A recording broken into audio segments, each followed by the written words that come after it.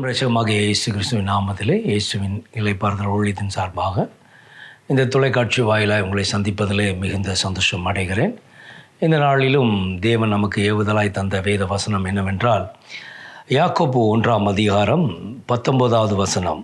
ஆகையால் என் பிரியமான சகோதரரே, யாவரும் கேட்கிறதற்கு தீவிரமாயும் பேசுகிறதற்கு பொறுமையும் கோபத்திற்கு தாமதமாய் இருக்க கடவார்கள். 20வது வசனமும், மனுஷனுடைய கோபம் தேவனுடைய நீதியை நடப்பிக்க மாட்டாதே அப்படின்னு எழுதப்பட்டு இருக்கிறது. அப்போ தேவனுடைய சித்தத்தை நாம் நிறைவேற்ற வேண்டுமானால் முதலாவது நம்ம இடத்துல கேட்கிறவர்களாய் நாம் காணப்பட வேண்டும். காது உள்ளவன் கேட்க கடவன் என்று வெளிப்படுத்த விஷயத்தில் அநேக இடங்களிலே வேதத்தில் சொல்லப்பட்டிருக்கிறது, காது உள்ளவன் கேட்க கடவன் என்று. அப்போ காது தெளிவாக இருந்தோமானால் தேவனுடைய செய்திகள், தேவன் என்ன சொல்ல போகிறார், மனிதர் மூலமாய் பேசலாம், இல்லை நீ வாசித்து கொண்டிருக்கிற வேதத்தின் வாயிலாக பேசுவார், போதகர் மூலமாய் பேசுவார். அப்படி நாம் படிக்கும் பொழுதே தேவன் நம்மோடு உள் இருதயத்திலே வேதத்தினுடைய வார்த்தைகளை போட்டு உறுதிப்படுத்துவார். இப்படி பல அனுபவங்கள் நமக்குள் இருந்தாலும் கர்த்தர் ஏன் இந்த வார்த்தையை தன்னுடைய சகோதரர்களுக்கும் சீசர்களுக்கும் உடன் இருக்கிறவர்களுக்கும் சொல்ல வேண்டும் என்று பார்த்தோமானால், இந்த காரியம், அதாவது கேட்கிறதுல தீவிரமாக இல்லாவிட்டால் தேவனுடைய அந்த தேவ நீதியை நடப்பிக்க முடியாது. ஒன்று. இரண்டாவது, நாம் பார்க்கும் பொழுது பேசுகிறதுல பொறுமையாக இராவிட்டால் நாம் தேவனுடைய நீதியை நடப்பிக்க முடியாது. மூன்றாவது, கோபத்திலே தாமதமாக இராவிட்டால் நாம் தேவனுடைய நீதியை நடப்பிக்க முடியாது என்பதை அவர் அறிந்துதான் அவர் அந்த சீசர்களுக்கும் கூட இருக்கிறவர்களுக்கும் அந்த நிருபங்களில் எழுதுகிறதுக்கு காரணமாய் காணப்பட்டது. அப்போ பிசாசனவன் முதலாவது உன்னுடைய சிந்தையை குழப்பி தேவனுடைய வார்த்தை கேட்க விடாதபடி காதுகளை மந்தமாக்கி விடுவான். நம்ம பாருங்கள், இன்றைக்கி நிறைய செய்திகளை நாம் தொலைபேசி மூலமாய் அல்ல இன்டர்நெட், அதாவது ஊடகங்கள் வாயிலாகவும் ஆலயங்களிலும் ஊழியக்காரர் வாயிலாகவும் தேவனுடைய வார்த்தையை நாம் கேட்டு வருகிறோம். அப்போ கேட்குற காது உடையவர்களாக இருந்தோமானால் அந்த சத்தியம் நம் இருதய பலகையில் எழுதப்பட்டிருக்கும். ஆனால் நாம் அப்படி இருக்கிறோமா அப்படி என்பதை நாம் அறிந்து கொள்ள வேண்டும். எப்பொழுது அந்த காதிலே நல்ல செய்திகள் வந்து சேராவிட்டால் நம் இருதயத்திலே கலக்கமும் பயமும் திகழும் வந்துவிடும். அப்போ பயமும் திகழும் யார் கொண்டு வருகிறார் என்று பார்த்தோமானால், பிசாசானவன் நம்மை வஞ்சிக்கும்படியாய், நம்மை பயன்படுத்தும்படியாய் பல காரியங்களிலே நம்மை தள்ளுவதற்கு அந்த வார்த்தைகளை காதுகளை போட்டு விடுவான். அதனால் நாம் எதை கேட்க தீவிரமாக இருக்க வேண்டும் என்று நாம் புரிந்து கொள்ள வேண்டும். ஆனால் அநேக நேரங்களில் நன்மையோ இல்லை மற்றவர்கள் நன்மை செய்வதோ நல்ல செய்திகளோ நாம் இருதயத்தில் இருப்பதில்லை. கேட்ட உடனே அதை மறந்து போய் விடுவோம். அது நல்லது என்று பார்த்தோமானால் வேதத்தில் உள்ள ஒவ்வொரு வார்த்தைகளுமே நாம் ஜீவனுக்கு நல்லதாய் இருக்கிறது. அப்போ அந்த நல்ல வார்த்தை உனக்குள் இருந்தால் நீ நல்லவனாகவும் மாத்திரமல்ல, ஒரு நல்ல உயர்ந்த மனிதனாய் மாற்றிவிடும். அந்த ஜீவனுள்ள வார்த்தை உன்னை உயரத்துக்கு கொண்டு வந்து விடும்.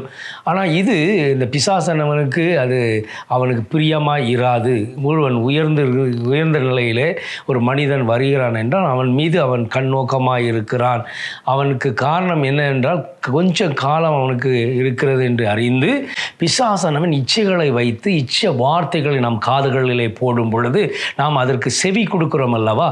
அதை கொடுக்கும் பொழுது இருதயத்தில் அது உனக்கு நன்மையை காண்பது போல காணப்படலாம். ஆனால் அந்த இச்சையானது கர்ப்பம் தரித்து பாவத்தை பிறப்பித்து பாவம் பூர்ணமடையும் பொழுது மரணத்தை பிறப்பிக்கும் என்று வேதம் சொல்கிறது. மரணத்தை பிறப்பிக்குமானால் அந்த மரணம் நமக்கு நேரிடாதபடி நாம் எச்சரிக்கையாக இருக்க வேண்டும். அதுதான் அந்த மோசம் போகாதிருங்கள் என்று அங்கே சொல்லப்படுகிறது. அப்போது நல்ல ஜீவனுக்கு எதுவான வார்த்தைகளை நாம் கேட்க வேண்டும். பக்தி விருத்தி எதுவான வார்த்தைகளை நாம் பேச வேண்டும். அதுதான் தேவன் விரும்புகிறார். அப்படி நாம் பிறருக்கு அது புரோஜனமாக இருக்க வேண்டும். ஆனால் நாம் அநேக நேரங்களிலே எதெல்லாம் தவறான காரியங்களோ, எதெல்லாம் நமக்கு வாழ்க்கைக்கு ஒட்டாதோ, இந்த உலகத்துக்கு ஒத்த காரியங்களை நாம் ஆலோசனை பண்ணுறோம். அந்த மாதிரி செய்திகளை கேட்கும் பொழுது அதை நாம் பிரியப்பட்டு இச்சித்து நாம் கேட்கிறோமே, அதனால என்ன பிரயோஜனம் இருக்கிறது? அப்போ அதை கேட்பதனால தேவனுடைய நீதியை நடப்பிக்க முடியாதே. அப்போ தேவனுடைய நீதியை நடப்பிக்க வேண்டுமானால் தேவனுடைய வார்த்தையை நாம் கேட்க வேண்டும். தேவனுடைய வார்த்தையை மாத்திரம் நாம் கேட்டாலே போதுமானது. வேதத்தில் இருக்கிற ஒவ்வொரு வார்த்தைகளும் ஜீவன் உள்ளதாக இருக்கிறது. ஆனால் நாம் அதை விசுவாசித்தோமானால் இந்த காரியங்கள், இந்த இச்சைக்கு நாம் விலக்கி கர்த்தர் பாதுகாத்து கொள்வார். ஏன்னா அது நீதியின் வெளிச்சமாக இருக்கிறது வேதம். அப்போ அந்த வேதத்தில் நாம் பிரகாசிக்க வேண்டுமானால் அந்த ஜீவ வார்த்தை நமக்குள் உட்பிரவேசிக்க வேண்டும். அந்த வார்த்தை உள்ளே போக வேண்டுமானால் அது எப்படி உள்ளே போகும் என்று பார்த்தோமானால் காது வழியாக தான் கர்த்தருடைய வார்த்தை உள்ளே வரும். அப்போ நம்ம அந்த காது நல்ல பிரயோஜனம் உள்ளதாய் நாம் வார்த்தைகளை கேட்பதிலே தீவிரமாக இருக்க வேண்டும். ஆனால் நம்ம எதை தீவிரமாக கேட்குறோம் என்பதை நாம் நம்முடைய வாழ்க்கையை சீர்தூக்கி பார்க்க வேண்டும். அதனால் எது நல்லது எது கெட்டது என்பது நாம் அறிந்திருக்கிறோம். எதை கேட்க வேண்டும் எதை கேட்கக்கூடாது என்பதையும் அறிந்திருக்கிறோம். ஆனால் பிசாசுக்கு இடம் கொடுத்தோமானால், அவன் வைத்திருக்கிற அந்த இச்சை வார்த்தைகளுக்கு நாம் இடம் கொடுத்தோமானால் அது நாளை மறுநாள் இல்லை நம்முடைய வாழ்க்கையை மாற்றி போட்டுவிடும். ஒரு நாள் வரும், அதற்கு நாம் தேவனுடைய சமூகத்தில் நிற்கும் பொழுது அது முற்றிலுமாய் நம்முடைய வாழ்க்கையை மாற்றி போட்டு இருக்கும். அதனால தான் நாம் மோசம் போகாதபடி, மரணத்தை நாடாதபடி, நன்மைக்கு எதுவான காரியங்களை நாம் பேச அதை கேட்பதற்கு தீவிரமாக இருக்க வேண்டும். பேச்சை கேட்பதற்கு தீவிரமாக இருக்க வேண்டும். இச்சையானதற்கு இடம் கொடுக்காதபடி, நாம் மோசம் போகாதபடி நாம் எச்சரிக்கையாக இருக்க கடமைப்பட்டிருக்கிறோம். அப்போ இரண்டாவது நாம் பார்த்தோம்னால் அதை நாம் அந்த பேசுகிறதுல பொறுமை உள்ளவர்களாக இருக்க வேண்டும். அப்போ கேட்குறதுல நாம் தீவிரமாகிட்டோமானால் பேசுகிறதுல நிதானம் வந்துவிடும். ஏன்னா நம்ம கேள்வி ஞானம்தான் ஒரு மனிதனை மேன்மைக்கு கொண்டு வரும், மேன்மைப்படுத்தும். அப்போ மேன்மைப்படுத்தப்பட வேண்டுமானால் கர்த்தருடைய வார்த்தையை உள்வாங்க வேண்டும். அந்த உள்வாங்குவது என்பது என்ன? அது காது வழியாய் நம் இருதயத்தில் அது எழுதப்பட வேண்டும். காது வழியாக நம் சிந்தையை செயல்படுத்தப்பட வேண்டும். அப்போ அதற்கு காது திறந்தவண்ணமாக இருக்க வேண்டும். அநேக நேரங்களில் மந்த காதுகளை உடையவர்களாய் நம்மை மாற்றி போட்டு விடுகிறது. அப்போ பேசும் பொழுது நாம் என்ன பண்ணணும்? பொறுமையாய் பேச வேண்டும். அதை யோசித்து ஆலோசனை பண்ணி யாரிடம் பதில் சொல்லும் பொழுது கூட எதை சொல்லுகிறோம் என்பதை புரிந்து கொள்ள வேண்டும். அநேக நேரத்தில் நாம் வாய்க்கு வந்தபடி எல்லாவற்றையும் நாம் பேசி விடுகிறோம். அதனால ஒரு லாபமும் இல்லை. அதாவது மனுஷனுடைய கோபம் தேவனுடைய நீதியை அது நடப்பிக்க மாட்டாது. அதே போல் அந்த பேச்சினாலே தேவனுடைய சாயலை நாம் வெளிப்படுத்த முடியாது. அப்போ துர்க்குணம் உடையவர்களாக இருக்கக்கூடாது. நம் பேச்சிலே தேவனுடைய சாயலை வெளிப்படுத்துகிறபடி நாம் நிதானமாய் பொறுமையாய் பேசுகிறவர்களாய் காணப்பட வேண்டும். அப்போ பொறுமை எங்கிருந்து வருகிறது என்று பார்த்தோம்னால், கர்த்தர் அவர் சொல்கிற என்னிடத்திலே கற்றுக்கொள்ளுங்கள், நான் மனத்தாழ்மையும் நீடிய பொறுமை உடையவளாக இருக்கிறேன் என்று மத்திய 11:29 சொல்லுகிறார். அப்போ நாம் அந்த பொறுமை உடையவர்களாய் நாம் காணப்பட வேண்டும். எதில் பேசுகிறதிலே பொறுமை உடையவர்களாய் நாம் காணப்பட வேண்டும். எதை பேசுகிறோம் என்பதை புரிந்து பேசுகிறவர்களாய் காணப்பட வேண்டும். அநேக நேரத்தில் நாம் உணர்வுகளிலே வருகிறது, சிந்தையில் வருகிறது, இருதயத்தில் இருக்கிற எல்லா கபடங்களையும் நாம் வெளிப்படுத்தி விடுகிறோம். அது மாத்திரமல்ல, எல்லா பொய் உதடுகளினால் பேசி விடுகிறோம். அதனால் இது எல்லாமே தேவனுடைய நீதியை நடப்பிக்க மாட்டாது என்பது தான் யாக்கோபு அங்கே எழுதி வைத்து இருக்கிறார். அப்போ நாம் அதை புரிந்து கொள்ள வேண்டும். ஆவியானவர் அவருக்கு வெளிப்படுத்தினது தான் நிருபகமாக எழுதி வைத்து இருக்கிறார். அதற்கு நாம் செவி கொடுக்க வேண்டும்.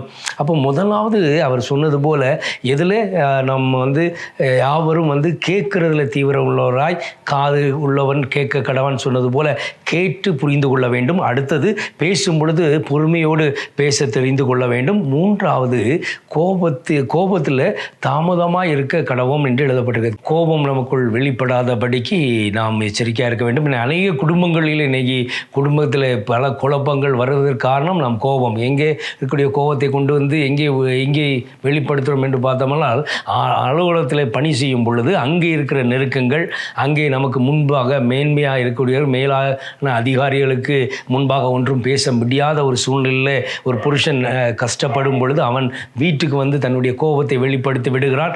அதனால என்ன ஆகிடுகிறது என்று பார்த்தோம்னா, அவன் வீட்டில் இருக்கிற குடும்பத்தார், பிள்ளைகள், மனைவி, குடும்பமே அங்கே ஒரு சமாதான அற்ற நிலைக்கு வந்து விடுகிறார்கள். அதனால தான் நாம் புரிந்து கொள்ள வேண்டும். மொத்தத்தில் குடும்பத்தில் இருக்கிற யாவரும் அதை புரிந்து கொண்டோமானால் இந்த கோபத்திற்கு அவர்கள் இடம் கூடாதபடி அவர்களை நிதானமாக்கி விடலாம். ஆனால் நாம் என்ன பண்ணுறோம்? ஒருவர் கோபப்பட்டு அதை அதிகமாக கோபப்படும்படியான வார்த்தைகளை பேசி அவர்களையும் இன்னும் பாவம் செய்யும்படி தூண்டி விடுகிறோம். கோபம் கொண்டாலும் பாவம் செய்யாது இருங்கள் என்று வேதம் சொல்லுகிறது. அப்போ ஒருவருக்கொருவர் புரிந்து கொள்ளுதல் முக்கியம்.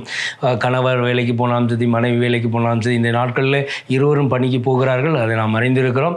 அப்போ அவர்கள் பல விதமான சூழ்நிலைகளை கடந்து வருவார்கள். ஆயினும் இங்கே வந்து வீட்டில் அவர்கள் அந்த எரிச்சலையும் கோபத்தையும் காண்பித்து விட்டார்களானால் அது நிமித்தம் என்ன ஆகிவிடுகிறது, தேவனுடைய நீதியை நடப்பிக்காதபடிக்கு பிசாசனவன் அதை தேவனுக்கு நமக்கும் உள்ள உறவுகளை வரைக்கும் துண்டித்து விடுவான். அதனால தான் அந்த கோபத்துக்கு இடம் கூடாதபடிக்கு, பாவம் செய்யாதபடிக்கு நாம் எச்சரிக்கையாக இருக்க வேண்டும்.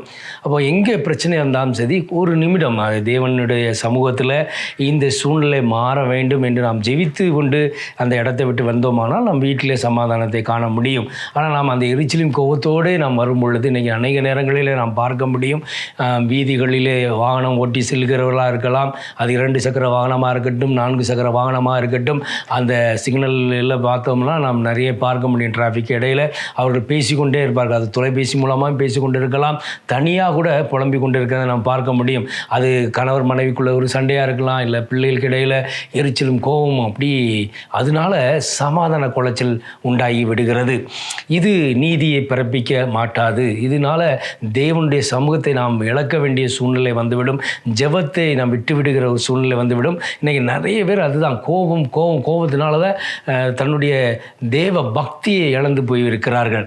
தேவனுக்கு நாம் பயந்து நடந்தோமானால் இந்த கோபம் உங்களை ஒன்றும் செய்யாது. ஏனென்றால் அது மோசம் போக்க நினைத்தாலும், பிசாசானவன் அப்படிப்பட்ட ஒரு சூழ்நிலையை உனக்கு ஏற்படுத்தினாலும் அந்த சூழ்நிலையிலிருந்து கடத்தி கொண்டு வருவதற்கான இயேசு கிறிஸ்து நம்மோடு கூட இருக்கிறார் என்பதை நாம் உறுதியாய் பற்றி கொண்டு இருக்க வேண்டும். அதை நம்பணும். அவர் நம்ம கூட இருக்கிறார், அவரை தவிர நமக்கு ஒன்றும் நேரிடாது, அவர் நம்மை வழி நடத்துவார் என்ற விசுவாசமும் நம்பிக்கையும் நமக்குள் இருந்தால் நாம் இந்த கோபத்திலே இடம் கொடுக்க மாட்டோம். அவரை போல பொறுமை உள்ளவர்களாய் மாறிவிடுவோம். அவரை நாம் சாயலாக ஏற்றுக்கொண்டோமானால் எல்லா பிரச்சனைக்கும் தீர்வு உண்டு.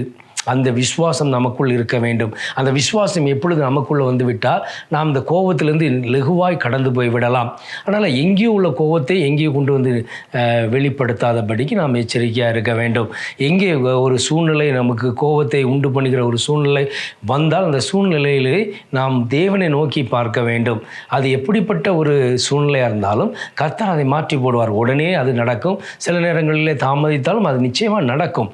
அந்த விசுவாசம் நமக்குள் இருக்க வேண்டும். அதனால் இந்த பிரச்சனைகளை கண்டு நாம் குழம்பி மன அழுத்தத்துக்கு இடம் கொடுத்து அது நிமித்தமாய் கோபம் எரிச்சலும் நாம் மற்றவர்களிடத்தில் காண்பதனால ஒரு பிரயோஜனம் கிடையாது.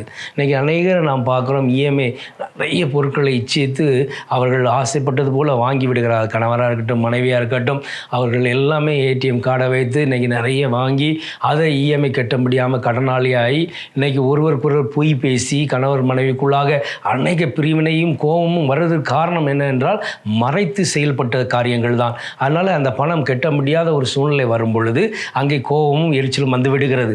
இதனால் என்ன ஆயிட்டு, பெற்றோருக்கும் பிள்ளைகளுக்கும் இடையில் ஒரு சமாதானமற்ற நிலை, தாயின் தகப்பன் செய்த தவறுகளினால பிள்ளைகள் பாதிக்கப்படுகிறத நாம் அநேக நேரங்களில் பார்க்க முடியும். பிள்ளைகள் பள்ளிக்கு புறப்படும் பொழுது அங்கே வருகிற அந்த எரிச்சலும் கோபமும் பார்க்குறோம். அதுமாதிரி வேலைக்கு செல்லும் பொழுது அதை புறப்படும் பொழுது அங்கே எரிச்சலும் கோபமும், வீதியிலே வரும் பொழுது அங்கே இந்த இன்றைக்கி இருக்கக்கூடிய நெருக்கடியான அந்த காலகட்டம், நேரம் இல்லாததுனால அவரவர்கள் விரைந்து ஓடுகிறதுனால, ஒருவருக்கு முந்தி கொண்டு ஓடுகிறதுனால விபத்துகளை பார்க்கிறோம், மரணங்கள் நேரிடுகிறதை பார்க்கிறோம். அப்போ அங்கே எல்லாம் நிதானம் இல்லாததுனால, அப்போ ஏதோ ஒரு பிரச்சனையை நாம் யோசித்து கொண்டு அந்த கோபத்தையும் எரிச்சலையும் நமக்குள் அடக்க முடியாமல் நாம் வரும்பொழுது தான் அநேக வியாதிகளிலே நாம் தள்ளப்படுகிறோம். இதெல்லாம் அன்னைக்கு நடந்து கொண்டு இருக்கிற காரியங்கள். இதற்கு காரணம் என்னவென்றால் நாம் ஜெபிக்காமல் நாம் கடந்து போகிறதுனால தான். நாம் ஜெபித்து கொண்டு போனோமானால் தேவன் நமக்கு நிதானத்தை கொடுப்பார், சமாதானத்தை கொடுப்பார். நிறைய சமாதானத்தை இழந்து தான் இன்றைக்கி நம்ம ஓடிக்கொண்டு இருக்கிறோம். ஏதோ ஒன்று சம்பாதிக்க வேண்டும், பண வரவு குறைவுபட்டு விட்டால் வீட்டுக்குள்ளே ஒரு சமாதான குலைச்சல், அது நிமித்தமாக நிதானத்தை இழந்து நாம் கோபப்பட்டு விடுகிறோம். இந்த கோபத்துக்கு இடம் கூடாதபடி, மோசம் போகாதபடி நாம் எச்சரிக்கையாக இருக்க வேண்டும். அதனால் அந்த கோபத்தில் தாமதமாக இருக்க கடவோம். அதுக்கு காரணம் என்னவென்றால் அது தேவனுடைய நீதியை நடப்பிக்க முடியாது. அப்போ எல்லாவற்றுக்கும் மேலாக நாம் பார்க்கும் பொழுது தேவனுடைய நீதியை நடப்பித்தால் தான் அந்த நீதியின் கிரீடத்தை பெற்றுக்கொள்ள முடியும். அதனால் பாடுகளும் உபத்திரங்களும் எல்லா மனிதர்களும் உண்டு. ஆனாலும் நாம் அதில் நிலைத்திருக்க வேண்டுமானால், நீதியை நடப்பிக்க வேண்டுமானால், முதலாவது நாம் கேட்குறதுல தீவிரம் உள்ளவர்களாக இருந்து, அதை மாத்திரமல்ல பேசுகிறதுல பொறுமை உள்ளவர்களாக இருந்து, அதை நாம் கோபப்படாதபடி நிதானமாய் வாழ்ந்தோமானால் நாம் தேவனுடைய நீதியை நடப்பிக்க முடியும். அது நிமித்தமாய் குடும்பம் சமாதானத்தை காண முடியும், வேலை ஸ்தலத்திலையும் ஒரு சமாதானத்தை காண முடியும். நாம் மற்றவர்களுக்கும் நமக்கும் ஒரு வித்தியாசத்தை கர்த்தர் உண்டு பண்ணுவார். அதனால் மேன்மையை நாம் கண்டடைவோம். எனவே இந்த வேத வசனத்தின்படி கர்த்தர் நிச்சயமாய் உங்கள் கோபங்களை கர்த்தர் நீக்கி போடுவார். அது மாத்திரமல்ல, கேட்கறதுல தீவிரம் உள்ளவராய் மாற்றுவார். பேசும் பொழுது பொறுமையோடு பேசுகிற கிருபைகளை தந்தருள்வாராக. என்னோடு இணைந்து ஜெபிங்கள். கர்த்தர் நிச்சயமாய் உங்கள் வாழ்க்கையில் ஒரு பெரிய மாற்றத்தை கொண்டு வருவார். நன்றி தகப்பனே.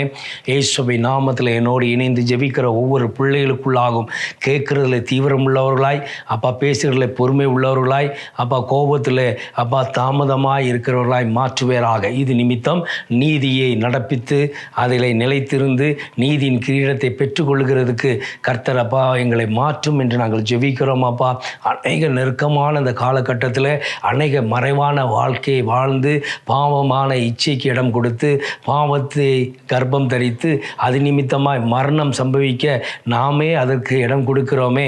அப்படிப்பட்ட பாவத்திலிருந்து விடுதலை கொடுப்பேராக, சாபத்திலிருந்து விடுதலை கொடுப்பேராக, எல்லா கிரியிலிருந்தும் விடுதலை கொடுத்து என் தேவன் தாமே என்னோடு இணைந்து ஜெபிக்கிற பிள்ளைகளே அப்பா கடன் பட்டிருக்கலாம், இல்லை வீட்டில் சமாதானம் அற்று போய் பலவிதமான குழப்பத்தில் அவர்கள் தெளிவில்லாமல் இருக்கலாம். ஏதோ ஒன்று தன்னுடைய வாழ்க்கையிலே இருள் சூழ்ந்திருந்தால் இன்று கர்த்தர் அதிலிருந்து விடுதலை கொடுத்து மெய்யான ஒளியை அறிந்து கொள்கிற ஒரு கிருபையை கொடுப்பேராகப்பா. இந்த சத்தம் தொனிக்கிற ஒவ்வொரு இடத்திலும் தேவனுடைய நாமம் மகிமைப்படும்படி அப்பா அவர்களை தொடுவேராக, சுகத்தை கொடுப்பேராக, பலத்தை கொடுப்பேராக. வீணான வார்த்தைகளுக்கு இடம் கொடாதபடி பக்தி விருத்திக்கு எதுவான நல்ல வார்த்தை உண்டானால் அதை கேட்கிறதுக்கு மற்றவர்களுக்கு பிரயோஜனம் உள்ளதாய் காணும்படி கர்த்தர் எடுத்து பயன்படுத்துவேராக. ஒவ்வொரு பிள்ளைகளையும் உடைய கரங்களில் ஒப்புக் கொடுக்கிறேன் அப்பா. மேன்மையை கண்டடைவார்களாக. இயேசுவின் வல்லமை அவர்கள் மீது இறங்கட்டும். தடைகள் எல்லாவற்றிலிருந்து விடுதலை கொடுத்து குறைகள் இல்லாத ஒரு வாழ்க்கையை கொடுப்பேராக. ஆசீர்வதியும் அப்பா. ஒவ்வொரு நாளும் கண்மணி போல் பாதுகாக்கிற நல்ல தகப்பன் நீர் அப்பா. எங்களுக்கு அப்பா நீர் எல்லாவற்றையும் எங்களுக்கு வெளிப்படுத்தி வழி நடத்துகிறதுக்காக சோத்திரம் அப்பா. தொடர்ந்து அப்பா எங்களை முற்றிலுமாக ஒப்புக் கொடுக்கிறோம். நீரை பொறுப்படுத்த வழி நடத்தும். இன்று என்னோடு இணைந்து ஜெபிக்கிற இந்த பிள்ளைகளுடைய வாழ்க்கையிலும் மேன்மைகளை காண கர்த்தர் கிருபை செய்யும். இயேசு கிறிஸ்துவின் இனிய நாமத்தில் ஜெபிக்கிறோம் ஜீவனுள்ள நல்ல பிதாவே. ஆமென், ஆமென். கர்த்தர் உங்களை ஆசீர்வதிப்பாராக. மேலே தொலைபேசி எண்கள் கொடுக்கப்பட்டிருக்கிறது. உங்கள் விண்ணப்பங்களை அந்த தொலைபேசி மூலமாய் தொடர்பு கொண்டு ஜெபித்து கொள்ளலாம். சாட்சிகளை பகிர்ந்து கொள்ளலாம். அநேகர் சாட்சிகளை பகிர்ந்து வருகிறீர்கள். அந்த சாட்சியில் நிலைத்திருக்கும்படி கர்த்தர் கிருபை செய்வாராக. ஆமென். God bless you.